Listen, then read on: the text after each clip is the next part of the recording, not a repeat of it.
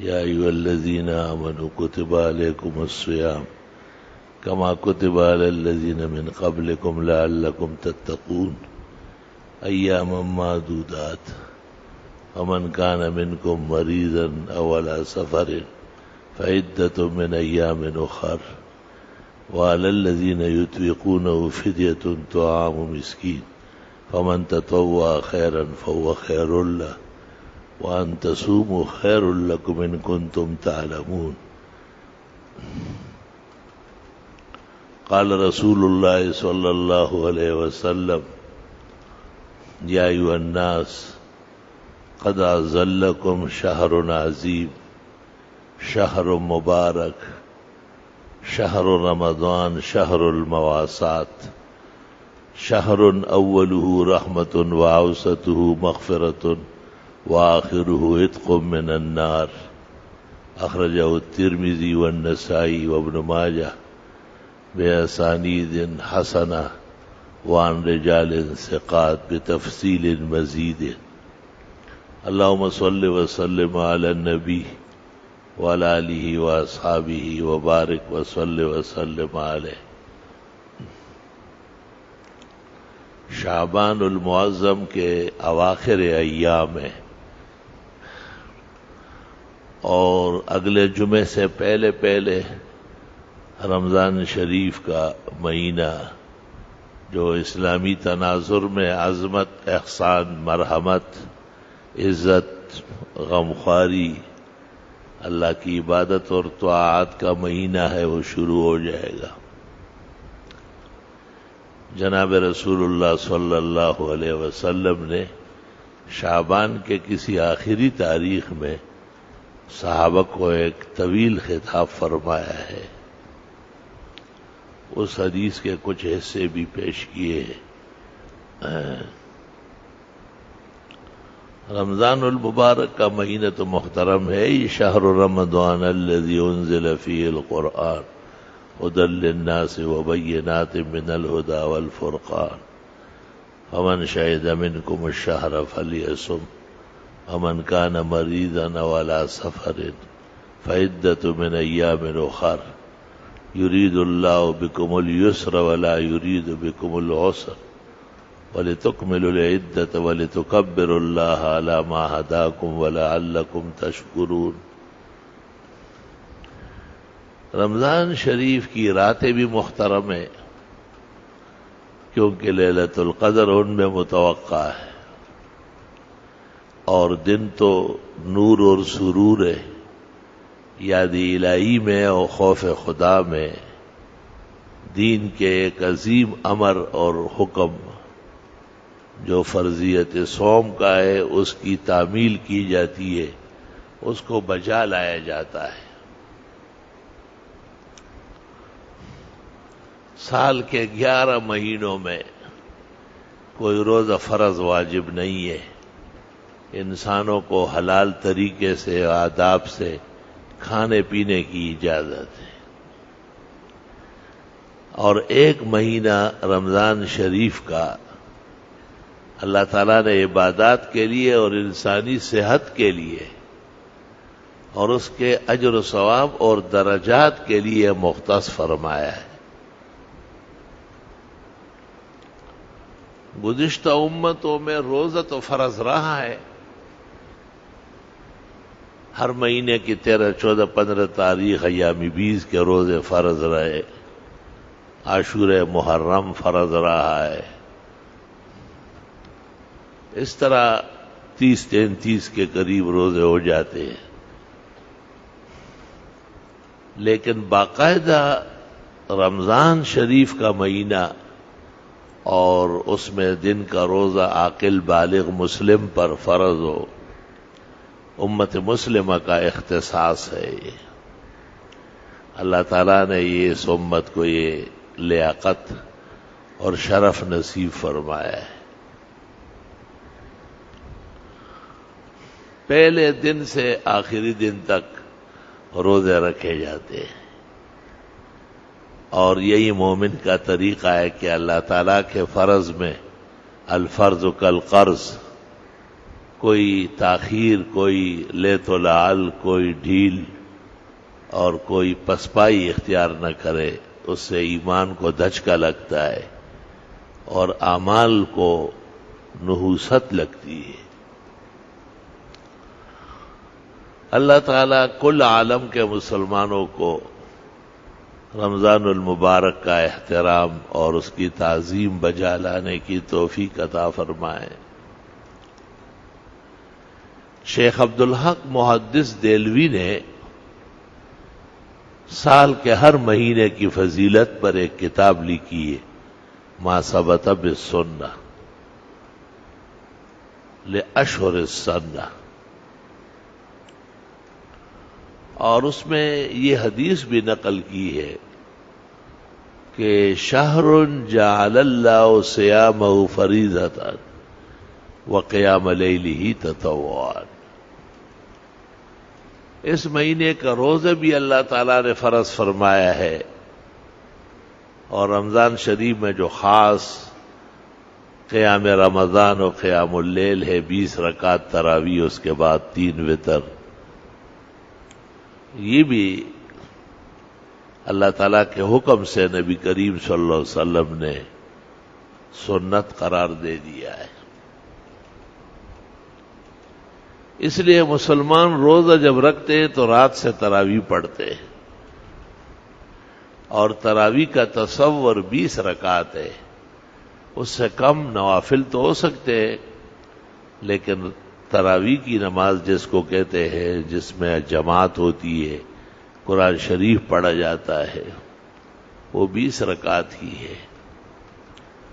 مجتہدین کے ہاں زیادہ کا تصور ہے، امام مالک کے نزدیک 36 رکعت ہیں، اور امام اوزاعی کے ہاں 40 ہے، اور لیث ابن سعد کے ہاں 48 ہے۔ درمیان میں نفلیں پڑھتے تھے اور اس کو بھی تراویح میں شمار کرتے تھے، لیکن جماعت ہمیشہ 20 رکعتن کی ہوگی، 20 رکعت کی، اور اس وقت سے لے کے جب سے اسلام آیا ہے آج تک حرمین شریفین زادہم اللہ حفظا و سلاما ورزقنا اللہ الحضور فیہما للحج والعمرۃ والزیارہ مع الذین نحبهم ومع الذین یحبوننا بتوفیق رفیق۔ حرم شریف کا جب نام آئے تو ساتھ کہا کرو کہ اللہ تعالیٰ اسے قائم دائم اور محفوظ اور سلامت رکھے، یہ ادب ہے۔ اور حرمین شریفین کا جب نام آئے تو کہو کہ اللہ ہمیں وہاں جانا نصیب فرمائے، کبھی حج کے لیے، کبھی عمرے، کبھی زیارات کے لیے، اور یہ بھی کہو کہ وہ لوگ بھی ساتھ ہو جن کو ہم چاہتے ہیں، اور وہ بھی ساتھ ہو جو ہمیں چاہتے ہیں، اور اللہ اس کی توفیق ہمیشہ قائم دائم رکھے۔ میں نے سنا ہے کہ جس بیان میں حج اور عمرے کا اور حرمین کا ذکر ہو، وہ بیان بھی قبول ہوتا ہے۔ جس مجلس میں حرمین شریفین کا تذکرہ ہو، وہ مجلس قبول ہو جاتی ہے۔ آسمان کے نیچے، زمین کے اوپر اس سے بڑھ کر کوئی عمل نہیں۔ جس طرح آسمان و زمین میں قرآن کریم سے بڑھ کر کوئی چیز نہیں، کیونکہ وہ اللہ کا کلام ہے، وہ براہ راست ہے، بالکل ہر چیز کا بدل ہے۔ پیغمبر کا بدل سنت ہے، حدیث ہے، صحابہ ہے، تابعین ہے، علماء ہے، لیکن قرآن کا بدل نہیں اور ایمان کا بدل نہیں۔ قیامت کے دن کافر بہت کچھ پیش کرے گا کہ میرا ایمان نہیں ہے، میں یہ چیزیں دینا چاہتا ہوں۔ حق تعالیٰ کہے گا کہ یہ نہیں ہو سکتا، میں نے تو ایمان کا کہا تھا، سونے اور چاندی اور دولت کے خزانوں کا نہیں کہا تھا۔ قرآن کریم کی آیت میں ہے کہ اگر یہ زمین سونے سے بھر دے اور ایمان کے بدلے میں دینا چاہے، ما تقبل من احدہم، نہیں مانا جائے، قابل قبول نہیں ہے، ایمان چاہیے۔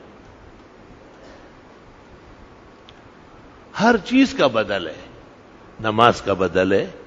کوئی ایسا مریض ہو جائے جو بالکل ہی استطاعت نہ رکھتا ہو، یہاں تک کہ اشارے سے بھی نہیں پڑھ سکتا ہو، تو فقہا کہتے ہیں کہ اس کا فدیہ دیا جائے گا۔ روزے میں کوئی بیمار ہوا یا ایسا مسافر ہوا جس میں روزہ رکھنا مشکل و دشوار ہو، تو قرآن نے کہا کہ بعد میں رکھے، اور فقراء و مساکین کو ہر روزے کے بدلے میں 2 وقت کا کھانا ایک کو یا ایک وقت میں 2 آدمیوں کو کھلائے۔ زکوٰۃ کا بدل ہوتا ہے۔ ابو داؤد شریف میں ہے قیامت کے دن جب لوگوں کی زکوٰۃ ٹٹولی جائے گی اور وہ صحیح نہ ہو تو پھر کہا جائے کہ صدقات لے آؤ، خیرات لے آؤ، کتنے صدقے کیے، کتنی خیرات ہے، وہ اس کے بدلے میں ڈالی جائے گی۔ حج بدل تو عام محاورہ ہے کہ ایک آدمی عمر کے اس حصے پر پہنچا کہ اب ممکن نہیں ہے کہ یہ واپس صحت مند ہو جائے یا توانا ہو جائے، تو وہ اپنے کسی معتمد کو حکم دیتا ہے، اس سے درخواست کرتا ہے کہ میری طرف سے حج کر لو، اور اس کا خرچہ یہ برداشت کرتا ہے۔ تو حج بدل ہے، اور روزے کا بدل ہے، زکوٰۃ کا ہے، نماز کا ہے، ہر چیز کا ہے۔ یہاں تک کہتے ہیں کہ جس کو شوق ہو کہ حرمین جائے اور ظاہری اسباب نہیں ہے، کمزور ہے، بڑے پیسے خرچ ہوتے ہیں، آسان کام تو نہیں، اور یہ شخص فجر کی نماز پڑھنے کے بعد سورج نکلنے تک اہتمام سے بیٹھے، جب سورج نکل آئے تو اٹھ کے 2 رکعت پڑھ۔ ترمذی شریف میں ہے من صلی الفجر بجماعت ثم جلس وذکر اللہ حتی اذا طلعت الشمس فقام وصلی رکعتین فلہ کحج وعمرہ۔ فجر کی نماز پڑھی، وہیں بیٹھا رہا، ذکر و تسبیح دعاؤں میں مشغول تھا، سورج نکل آیا، اٹھا اور 2 رکعت پڑھی، اس کو 1 حج اور 1 عمرے کا ثواب ملے۔ علماء کہتے ہیں حج اور عمرہ آسان بھی ہو جائے گا، اب جائے گا، لیکن ایک دن سے نہیں کہ اگلے دن گیٹ پہ کھڑے ہو کہ جی میں جا رہا ہوں، معمول بنانا پڑے گا۔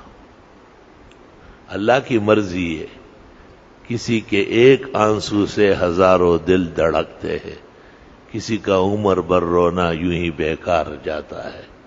یہ اس کے قضاء و قدر اور تکوین کا کرشمہ ہے کہ ایک بندے سے کتنے پر راضی ہوتا ہے۔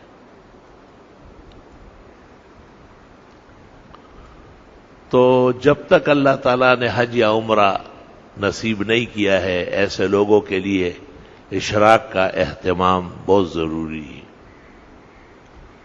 اور بہت ہی اکسیر ہے۔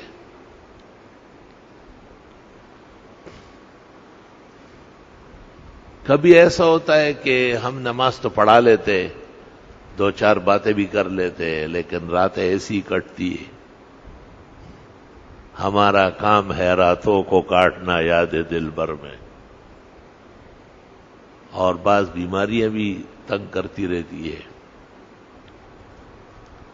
مرحوم جوانی تجھے خدا ہی نہ بخشے، پتلا تو سلامت ہے مگر جان نہیں۔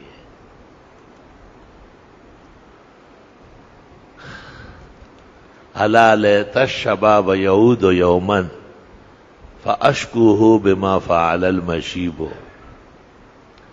ایک عالم دین سے ملنے گیا، وہاں کوئی واقعہ ہوا تھا، اس نے اپنے بیٹوں اور خدام کو حکم دیا تھا میرے متعلق کہ اگر وہ آئے تو عذر نہ کرنا، فوراً مجھے بلاؤ، میں جس حال میں بھی ہوں۔ میں مغرب کے قریب پہنچا، وہ ان کے ہاں بڑی میت گزری تھی، تھکے ہوئے تھے، میں نے کہا میں یہی ہوں، مغرب پڑھ کے آرام سے بلاؤ۔ انہوں نے کہا نہیں، وہ ابھی آئے گے۔ وہ جب آنے لگے تو ایسے دیوار پکڑ کے آ رہے تھے، میں سمجھ گیا کہ تھکاوٹ بھی ہے اور بڑھاپا بھی ہے، تو میں نے یہ شعر پڑھا، الا لیت الشباب یعود یوما، اے کاش کہ جوانی ایک دن تھوڑی دیر کے لیے تو آ جائے، فاشکوہ بما فعل المشیب، ہم شکایت کریں گے اس کو کہ یہ بڑھاپے نے کیا حشر کر دی۔ تو ضروری کام تو ہو رہے، اللہ کا فضل و احسان ہے۔ جمعہ تھا لیکن پھر بھی 3 گھنٹے دورہ تفسیر ہوا اور سورہ کاف کے آخری 3-4 رکوع کی تکمیل ہوئی۔ جمعہ کو ویسے بھی سورہ کاف پڑھنا سنت طریقہ ہے۔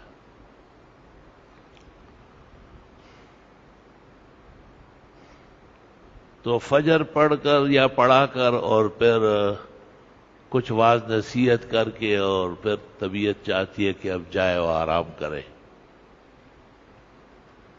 اشراق تک بیٹھنا آسان نہیں ہے۔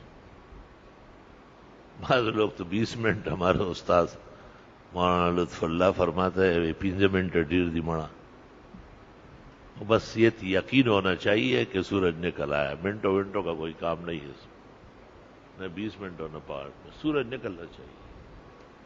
سورج کا نکلنا متحقق ہو جائے تو اس احتیاط کی وجہ سے بعض بزرگوں نے 15-20 منٹ، استاد محترم مولانا لطف اللہ سے 5-6 منٹ پر کھڑے ہو جاتے تھے۔ ان جیسے عابد زاہد میں نے زندگی میں نہیں دیکھا۔ نماز پڑھانا ان کا خاص شان تھا، اور نماز جب پڑھاتے تھے اور فارغ ہوتے سخت سردی میں بھی جہانگیرے کے ماحول میں حضرت کا جسم مبارک پسینوں سے اور رونے سے تر بتر ہو چکا ہوتا، بغیر رونے کے کوئی نماز نہیں پڑھا، اور یہ ان کا حال بن چکا ہے۔ ایسا نہیں کہ کوئی تکلف، جیسے اس زمانے کے ٹھگ پیر لوگوں کو دیکھ کے رونے لگتے، یہ تو ریاکار ہے، ان کا شریعت و طریقت سے دور کا واسطہ نہیں، تو بدنام زمانہ ہے۔ علم اور دین کے لیے تو یہ بدنامی کے داغ ہے۔ حدیث میں ہے ذکر اللہ خالی ففاضت عینا، علیحدگی میں روتے رہو۔ حضرت مصلی پر قبل رخ بیٹھے رہتے، اپنے آنسو وغیرہ پوچھ کے پھر لوگوں کی طرف منہ کرتا کہ پتہ نہ چلے، لیکن وہ تو چلتا تھا۔ تو میں نے چاہا کہ اس اشراق کا بھی بدل ہو جائے، بڑی شریعت ہے، اللہ کا احسان ہے کہ اشراق پڑھنے سے بھی کبھی کبھی سہولت ہو جائے نا، محروم بھی نہ ہو جائے اور بدل مل جائے اس کا۔ تو روایت مل گئی الحمدللہ، ارشاد الساری شرح بخاری میں اور نسائی میں اور ابن ماجہ میں معاجم میں روایت اس طرح ہے کہ آپ نے فجر کی نماز پڑھائی، کسی ضروری کام کے لیے روانہ ہو گئے۔ جب آپ جا رہے تھے تو جویریہ ام المومنین بیٹھی ہوئی تھی، فجر پڑھ کر تسبیحات کر رہی تھی۔ جب آپ واپس آئے تو بھی وہ بیٹھی ہوئی تھی۔ آپ نے کہا ما زلت علی ہیئتک التی ترکتک علیہا، جب میں جا رہا تو اسی طرح بیٹھی ہوں۔ آپ نے کہا آپ کے بعد میں نے 4 کلمے 3 دفعہ پڑھے ہیں، اور وہ آپ کے ان تسبیحات سے افضل ہے۔ سبحان اللہ و بحمدہ عدد خلقہ و مداد کلماتہ و زنت عرشہ و رضا نفسہ۔ سبحان اللہ و بحمدہ عدد خلقہ و مداد کلماتہ و زنت عرشہ و رضا نفسہ۔ فجر کے بعد جب جلدی جانا ہو، اشراق نہیں پڑھ سکتے ہو، تو یہ 4 کلمات 3 دفعہ پڑھ لو، بالکل آسان ہے۔ سبحان اللہ و بحمدہ سب کو یاد ہوتا ہے، عدد خلقہ و مداد کلماتہ و زنت عرشہ و رضا نفسہ۔ اشراق اور اس کے بعد اور آگے تسبیحات، سب کا ثواب پیغمبر کے حدیث کا زیادہ ہے۔ عام طور پر بدل کا بدل نہیں ہوتا، لیکن اس حدیث میں بدل کا بدل مل گیا ہے، والحمدللہ علی ھذا۔ اسی طرح افضل اور بہتر تو یہ ہے کہ آدمی فجر پڑھے اور بیدار رہے، تلاوت کرے یا واعظ کرے، واعظ سنے، درس سنے، تسبیحات کرے، اور کوئی دین کے مذاکرہ ہو وہ کرے، سورج نکل آئے تو اشراق پڑھے۔ افضل عمل ہے۔ معین الدین چشتی رحمت اللہ علیہ سلطان الہند اور ولی الہند، انہوں نے اس موضوع پر ایک کتاب لکھی ہے، اس کا نام ہے دلیل الطالب۔ 60 دلائل قائم کیے عقلی نقلی کہ یہ ضروری ہے، بیٹھا رہنا چاہیے، جانا نہیں چاہیے، تاہم ضرورت پیش آ سکتی ہے جانے کی بھی۔ رمضان شریف میں سنت طریقہ ہے کہ فجر کی نماز سویرے پڑھ لی جائے، کیونکہ سب لوگ محلے کے لوگ جاگے ہوتے ہیں، سحری کر چکے ہوتے ہیں۔ اگر ان کو یہ پتہ چلے کہ 1 گھنٹے بعد جماعت ہوگی تو وہ اپنی پڑھ کے سو جائے گی۔ ان کو معلوم ہونا چاہیے کہ بس وقت داخل ہوتے ہی اذان ہو رہی ہے اور سنت پڑھ کے نماز۔ تو ہمارے ایک یہاں دوست ہے، اب انتقال کر گئے، دنیا کا آدمی تھا، بعض دنیا دار بھی دینداروں سے افضل ہوتے ہیں۔ وہ بڑی کمپنی ہے، ایبٹ کمپنی، اس کا ڈائریکٹر تھا، بہت پیارا دوست تھا، پکا نمازی، صف اول کا۔ اس کی خواہش تھی کہ میں کسی ایسے مدرسے میں علوم پڑھوں گا کہ مجھے لوگ نہ پہچانے، اور اسی ارمان میں وہ رہا، اور انشاءاللہ اس کا تاج اس کو عزت کا ملے گا۔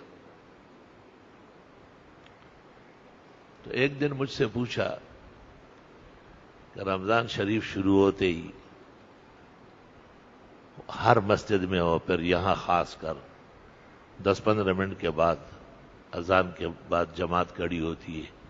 ویسے تو حنفیہ کے نزدیک فجر کی نماز مؤخر پڑھنا ہو، سفیدے میں پڑھنا ہو، وَالصُّبْحِ إِذَا أَسْفَرَ أَسْفِرُوا بِالْفَجْرِ فَإِنَّهُ أَعْظَمُ لِلْأَجْرِ، فجر روشنی میں پڑھو، اللہ اس سے اجر بڑھائے گا۔ لیکن رمضان شروع ہوتے ہی جلدی پڑھی جاتی ہے۔ یہ کتاب کے مطابق ہے؟ میں نے کہا کتاب کے مطابق ہے۔ تو اس نے کہا ہاں، پھر یہ جو لوگوں کو نصیحتیں کرتے ہو کہ بیٹھے رہو اور اشراق پڑھ کے جاؤ، یہ بھی کتاب کے مطابق۔ آپ یقین کریں کہ مجھ سے اس نے پوچھا، ایسے کڑاس دماغ میں ایک نکل گئی، میں سمجھ گیا کہ مسئلے میں غلطی آ گئی۔ میں نے کہا تھوڑا وقت چاہیے۔ کہا اچھا، العلم للرحمن جل جلالہ وسواہ فی جہلاتہ یتغمغم ما للتراب وللعلوم وانما یسعی لیعلم انہ لا یعلم۔ اب ایسے قحط سالی کا زمانہ ہے کہ ملک بھر میں کوئی ایسا عالم نظر نہیں آتا جس سے آدمی پوچھ لے اور دلی تسلی ہو جائے۔ رخ علم کا تبدیل ہو گیا، اور علم کا جو رخ ہے اس میں بہت سخت تبدیلی آئی، جو خود علماء کے لیے تکلیف دہ ہے۔ ایک زمانہ ایسا تھا کہ ایک بڑے عالم مکہ مکرمہ مدرسہ سہولتیہ میں استاذ تھے، وہاں وقت پورا ہو گیا، پھر وہ پاکستان آ رہے تھے،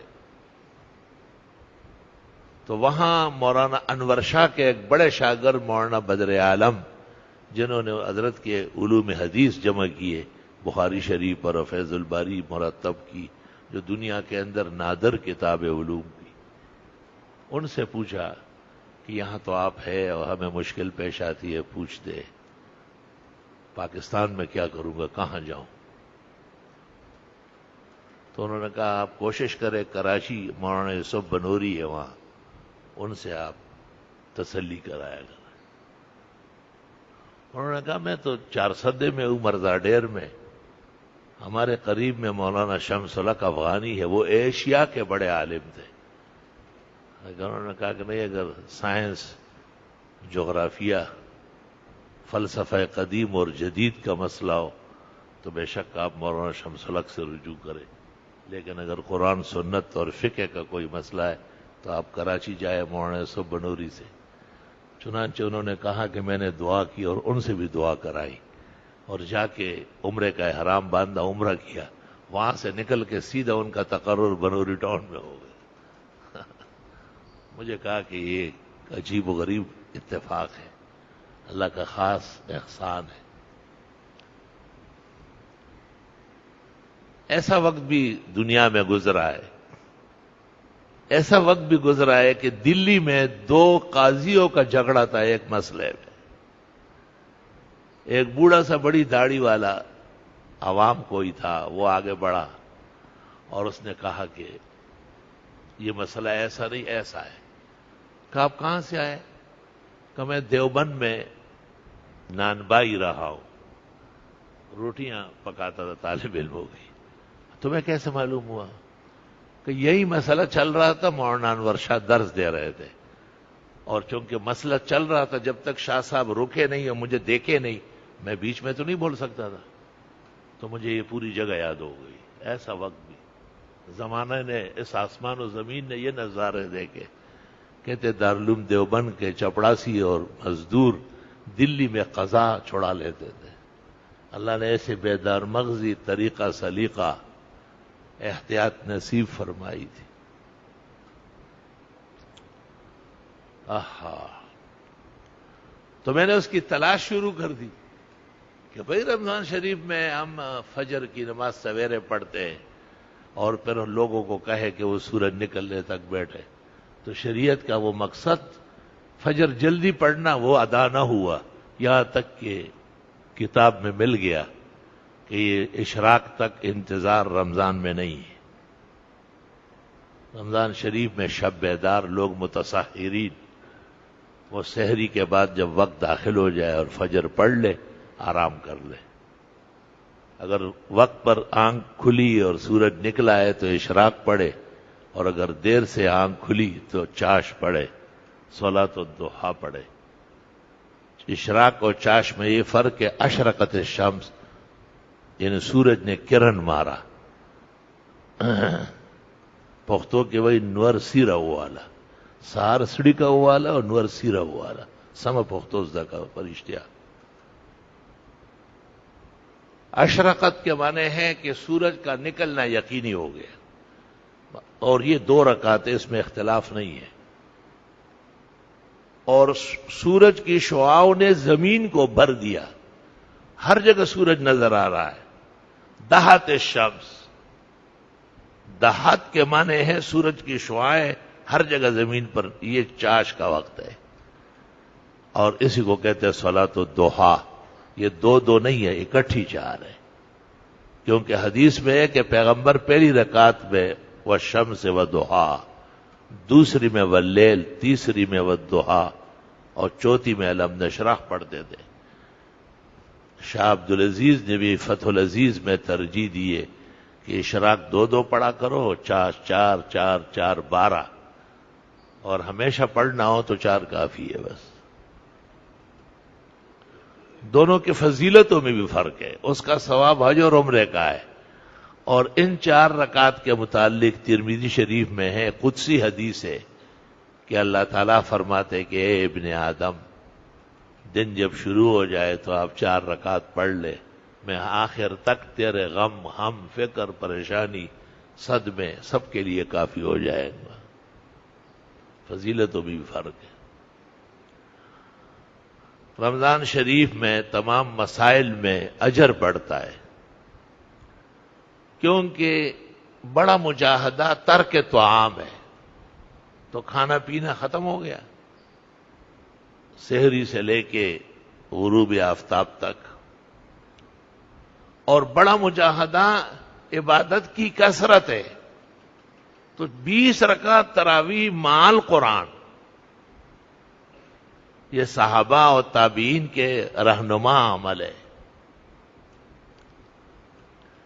حضرت عمر نے اپنے زمانے میں دیکھا، جگہ جگہ لوگ کھڑے، ایک حافظ کے پیچھے 5 سے، ادھر ایک حافظ جیسے، بڑی مسجدوں میں نظر آ رہا ہے، بڑی مسجد ہے لیکن بڑے علم والے نہیں، افسوس یہ۔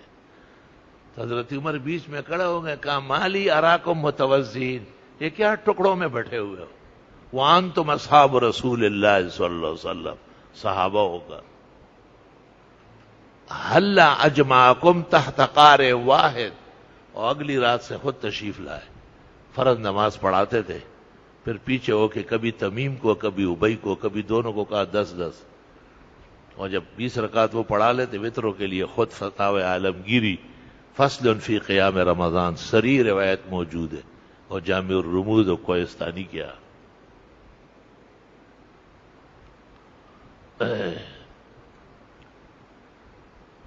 اور 20 رکعت ہی پڑھی گئی ہے. عہد اصحاب میں اور عہد تابعین میں اور عہد مجتہدین اور محدثین 4 دانگ عالم میں 20 سے کم نماز رکعت کو کبھی تراویح نہیں کہا گیا. ومن ادعى فعليه البیان الی یوم القیامہ. ویسے کسی نے نفل پڑھے 8 پڑھے 10 پڑھے وہ اس کے اپنے نفل ہے، لیکن تراویح صلاۃ التراویح 20 رکعت. اور جس طرح اللہ تعالیٰ نے رمضان شریف کے روزے فرض فرمائے اور پورا مہینے کے روزے، مہینہ 29 کا بھی ہو سکتا ہے اور 30 کا بھی، اسلامی مہینہ 29 سے کم نہیں ہو سکتا. اور ہر دن کا روزہ قطعی اور یقینی فرض ہے، جب تک کہ شارع علیہ السلام اجازت نہ دے کسی کو روزہ نہ رکھنا جائز نہیں ہے. علماء کہتے ہیں کہ طبیب، حکیم یا ڈاکٹر بھی وہ معتبر ہوگا اذا کان متدینا یصوم صوما ویصلی الصلاۃ بدائے. تحفۃ الفقہاء للبیکندی. ہر ڈاکٹر اور ہر طبیب معتبر نہیں ہے، پتہ نہیں اس کا اپنا بھی روزہ ہوتا ہے یا نہیں. خود روزے کا پابند ہو، نماز کا پابند ہو، وہ سوچ سمجھ کر مریض کو کہتا ہے کہ اگر آپ نے روزہ رکھا، بیماری اس حالت میں ہے تو ازداد مرض کا مرض بڑھ جائے گا، او یخاف علیک الموت، شرع وقایہ، یا ڈر ہے کہ کہیں مر نہ جاؤ. شدت مرض کا اندیشہ ہو، ازدیاد کا، یا خوف الہلاک ہو تو پھر ترک صوم کی اجازت ہے. اور واقعی یہ مرض مبیح للعذر ہے، شرعاً معتبر ہے. وَإِن لَّمْ يَكُنْ فَلَا يَجُوزُ لِأَحَدٍ أَن يُفْطِرَ حَتَّى يُفْتِيَهُ الْمُفْتِي أو يقول له طبيب حاذق أو حكيم مؤمن أو دكتور متشرع ومتدين. ہر شخص معتبر نہیں ہے، ہر شخص نمازی نہیں، ہر شخص روزے دار نہیں، دین کا پابند نہیں ہے. قلب میں سوز نہیں، روح میں احساس نہیں، کچھ بھی پیغام محمد کا تمہیں پاس نہیں. اللہ تعالیٰ رمضان شریف بخیر اور بعافیت نصیب فرمائے اور خوب روزے رکھنے کی توفیق دے، اور تراویح پڑھنے کی اور قرآن شریف کی تلاوت جو تراویح کا زیور ہے، صلاۃ التراویح کا زیور ہے. جیسے دلہن زیورات سے سجتی ہے، قیمتی کیمخاب سے سجتی ہے، اعلیٰ خوشبو سے سجتی ہے، اس طرح مساجد اور تراویح قرآن کریم سے سجتے ہیں. حضرت علی رضی اللہ تعالیٰ عنہ ایک دفعہ مسجدوں کی حاضری لینے لگے تو مسجدوں کو دیکھا جہاں جاتے ہیں تراویح کا رش ہے، اور حافظ مصلی پہ کھڑا ہے اور قرآن سنا رہا ہے. جب کئی مسجد اس طرح دیکھی تو دل بھر آیا اور ہاتھ اٹھا کے کہا اللہم نور قبر عمر کما نور لنا مساجدنا. رب کریم عمر کی قبر پر رحمت اور نور نازل فرما جیسے ہماری مسجدوں کو منور فرمایا. بعض لوگ 8 رکعت اور 12 رکعت کے پراپیگنڈے کرتے. الخناس الذی یوسوس فی صدور الناس، یہ خناسین اور شیطانوں کے بہن بھائی ہے، لوگوں کو غلط راستوں پہ ڈال رہا ہے. اس قسم کے ایک شخص سے میں نے پوچھا کہ یہ حدیث صحیح ہے کہ مومن کا رزق بھی رمضان میں بڑھتا ہے اور عبادت بھی بڑھتی ہے؟ تو رنگ زرد ہو گیا اس کا. میں نے کہا سارے عالم کے مسلمان 20 پڑھتے ہو، تم لوگوں کو 8 سکھاتے ہو، تو تیری تو عبادت نہیں بڑھی. رزق بڑا ہو تو پیٹ خراب ہو ہی جائے گا. میں نے کہا ذرا شرم کرو، حیا کرو. صحابہ اور مجتہدین، تابعین و اتباع اور کل کائنات کے محدثین، ایک محدث دنیا میں نہیں جس نے 8 رکعت 10-12 کو تراویح کہا ہو. هم الاکاذبہ والزنادقہ، یہ بدنام زمانہ لوگوں کے سازش و پراپیگنڈے. ہمارے لوگ بھی عجیب ہے، ہوتے حنفی ہے، فقہ حنفی ماننے والے آباء و اجداد اپنی سہولت و شیطان کو خوش کرنے کے لیے 8 رکعت اور 12 رکعت.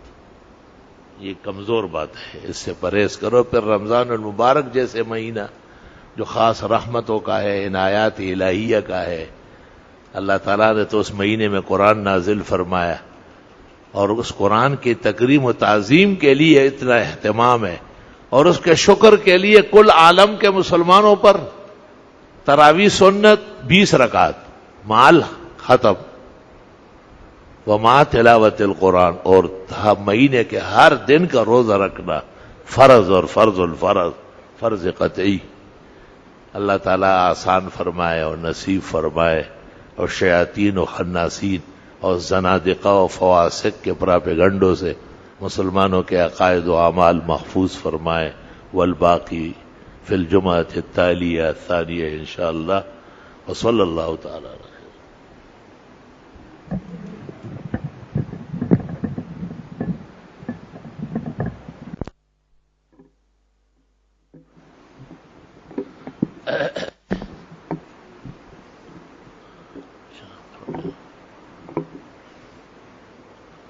بسم اللہ الرحمن الرحیم. جو جوابات سننے کے لیے آگے بڑھ رہے ہیں وہ نمازیوں کا پورا پورا احترام کریں.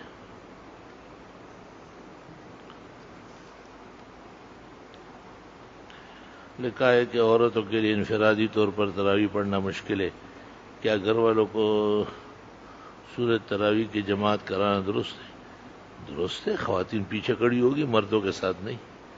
بیچ میں کوئی پردہ ہو تو بہتر ہے، اگر اجنبی ہے. اگر اجنبی نہیں ہے تب بھی خواتین مردوں کے صف میں نہیں کھڑی ہو سکتی. صرف خواتین ہو تو بھی پیچھے کھڑی ہو.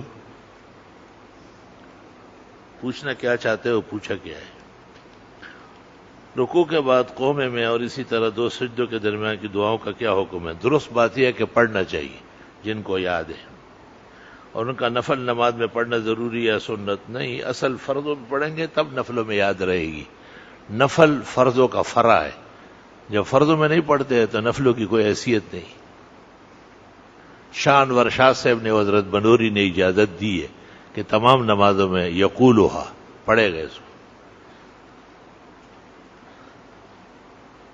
زوج مطہرہ جویریہ بیویوں میں شامل ہے نا، اور کیا چاہیے. وہ مولانا عبد المعبود صاحب باغ سردارہ راول پنڈی بڑے عالم ہمارے بزرگ ہیں، انہوں نے پیغمبر کی بیویاں اور شہزادیاں نام سے کتاب لکھی ہے، آگے اس میں تفصیل دے. وہ دوسری جماعت کرانے کے بارے میں کیا حکم ہے؟ منع ہے. اگر دوسری جماعت کرانا جائز نہیں، جائز ہی نہیں ہے. حضرت گنگوئی نے کتاب لکھی القطوف الدانیہ فی حکم جماعت ثانیہ، فتاوی رشیدیہ میں جماعت کے مقابلے میں کھڑے ہو کے اپنی پڑھو. اور اگر مسجد سے باہر ہے، کسی گھر میں ہے، راستے میں ہے، جنگل میں ہے، کسی ایسی جگہ ہے جہاں جماعت نہیں ہوئی ہے تو درست اور صحیح.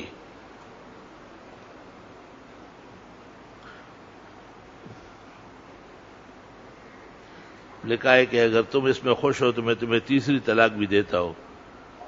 بس خوش. اگر یہ جملے شوہر فون پر بیوی سے جھگڑے کے دوران کہے، اور اس جملے جو کہ اگر کے لفظ پر مشتمل ہے، اس جملے کے فوراً بعد لائن کٹ جائے تو کیا طلاق واقع ہو جائے گی؟ یہ تو بیوی سے پوچھنا پڑے کہ تو خوش ہے یا نہیں. اس کی خوشی پر موقوف ہے. اگر وہ کہے کہ میں خوش ہوں تو طلاق ہو گئی، اور وہ نہیں کہ خوش ہے تو نہیں ہوئی، کیونکہ موقوف کیا ہوا ہے. کیا بچی کا نام رومیسا رکھنا درست ہے؟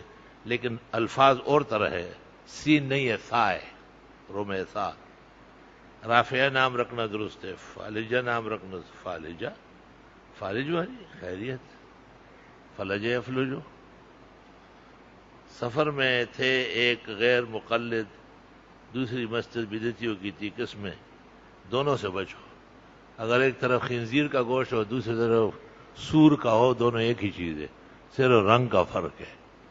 نماز باجماعت ختم ہو جاتی ہے حیثیت جب مصلی پر غیر مسلم کھڑا ہو۔ ایک مدرسے میں خواتین ناظر قرآن تجوید سیکھتی ہے، جبکہ ان کو چھٹی ہوتی ہے تو وہ اٹھنے سے پہلے مسجد برخاست کی دعا پڑھتی ہے، ایک ہاتھ اٹھا کر دعا پڑھتی ہے۔ کیا ہاتھ اٹھانا جائز ہے؟ یہ عجیب بات ہے، ایک ہاتھ کیوں اٹھاتی ہے؟ حدیث شریف میں دونوں ہاتھ آئے، فرفع یدیہ، دونوں ہاتھ، ایسا نہیں کرے دونوں ہاتھ اٹھائے۔ اسٹیٹ ایجنسی کا کاروبار جائز ہے ناجائز؟ جائز کاموں کے لیے جائز، ناجائز کے لیے ناجائز۔ کمیشن دونوں طرف سے معلوم ہونا چاہیے، نامعلوم کمیشن جائز نہیں ہے۔ امام نے 4 رکعت کی نیت باندھی، اخروی رکعت کے اندر امام نے سجدہ سہو کیا، آخری رکعت چھا اتحیات سے پہلے ایک شخص آیا اور نماز میں شریک ہوا تو امام نے سلام پھیر دیا، سجدہ سہو وہ بعد میں آیا، اس پر نہیں، اور وہ جو ہوا ہے امام کا وہ اس کا بھی ہو گیا۔ خضر کو دیوار کے نیچے خزانے کا بادشاہ کی کشتی غصب کرنے کا اس نابالغ بچے بالغوں نے اپنے والدین بے دینی کو طرف لانے کا علم کیسے ہو؟ اس میں تو آگے ہے نا، ما فعلتہ عن امری، یہ میں نے خود نہیں کیا ہے، مجھ سے کرایا گیا ہے۔ اسی سے تو آلوسی نے استدلال کیا ہے کہ وہ پیغمبر ہے۔ فرض نمازوں کے اندر وہ دعائیں پڑھنا جو کہ صحیح حدیث سے ثابت ہے، تشہد کے بعد اور امام کے لیے ہر رکن کے اندر دعائے معصورہ کا جواب درکار ہے۔ جواب یہی ہے کہ پڑھنا بہتر ہے، اگر نہ پڑھے تو کوئی حرج نہیں، کیونکہ موقت دعائیں نہیں، یہ غیر موقت ہے۔ ترمذی شریف میں ہے کہ ان دعاؤں کے پڑھنے میں اختلاف قرن اول سے ہے، کیونکہ امام ترمذی نے نقل کیا ہے کہ علماء کوفہ کہتے ہیں کہ فردوں میں نہ پڑھے، صرف نفلوں میں پڑھے، لیکن استاد بنوری نے اور ان کے استاد حضرت شاہ صاحب نے ثابت کیا ہے کہ ہمارے ہاں تمام نمازوں میں سنت دعائیں پڑھنا جائز ہے۔ کیا چیز؟ صبح صادق سے لے کر طلوع آفتاب تک کے درمیان قضا نماز ہو سکتی ہے، قضا نماز ہو سکتی ہے۔ طلوع آفتاب کے وقت نہ پڑھو اور اس سے پہلے یا بعد میں پڑھو۔ قبرستان میں موجود مرد کے لیے دعا کرنے کا مردے کے لیے مسنون طریقہ کیا ہے؟ قبر کی طرف منہ کر کے اور ہاتھ اٹھا کے فاتحہ و سورہ اخلاص پڑھ کر، درود ابراہیمی پڑھ کر اور جنازے والی دعا پڑھ لے، اللہم اغفر لحینا و میتنا و درست بات یہ ہے کہ تدفین کے بعد بھی اور تعزیت کے اندر بھی دعاؤں میں ہاتھ اٹھانا بہتر ہے اور ثابت ہے۔ اگر امام رکوع میں ہو اور مقتدی پیچھے تکبیر کہے، سیدھے رکوع میں چلے جائے تو رکعت مل جائے گی۔ امام رکوع میں ہو، مقتدی پیچھے تکبیر کہے، سیدھے رکوع میں چلا جائے، ایک لمحے کے لیے، ایک کرن و چمک کے لیے اگر امام اور مقتدی کی کمر دونوں جھکی رہی تو اشترک معہ فی رکوعی ووجد الرکعہ، رکوع مل گیا تو رکعت مل گئی، اور اگر اس کے جھکنے سے پہلے وہ کمر سیدھی کر چکا تھا تو رکعت فوت ہو گئی۔ کیا ایسی کوئی حدیث ہے کہ جتنا مجھے ستایا گیا کسی نبی کو اتنا نہیں سجی حدیث ہے؟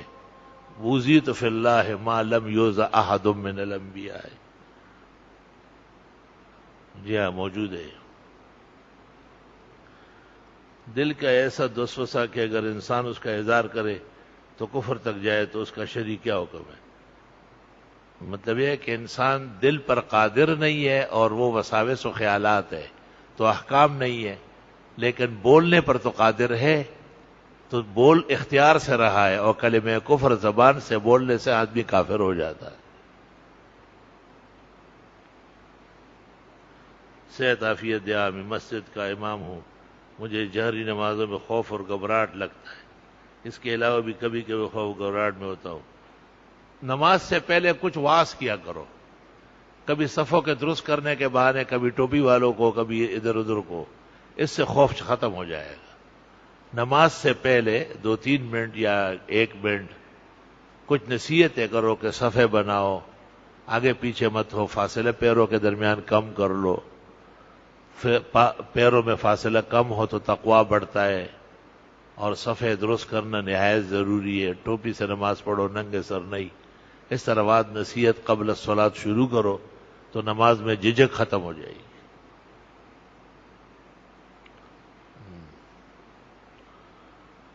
امام سے تقدم کرنا کیسا ہے؟ برا ہے. آپ کے پیچھے بہت سارے لوگ آپ سے پہلے سجدے میں چلے جائے، برا کرتے ہیں، وہ اچھا نہیں کرتے.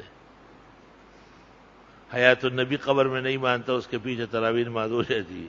حیات النبی برحق اہل سنت سب قائل ہے، اور وہ برزخی حیات ہے، اس کا قبر سے شروع ہے جنت تک، یہ سب حیات ہے. واقعتاً جو یہ کہے کہ مرنے کے بعد روح اور جسم کا کوئی تعلق نہیں، فہو کافر بلا ریب.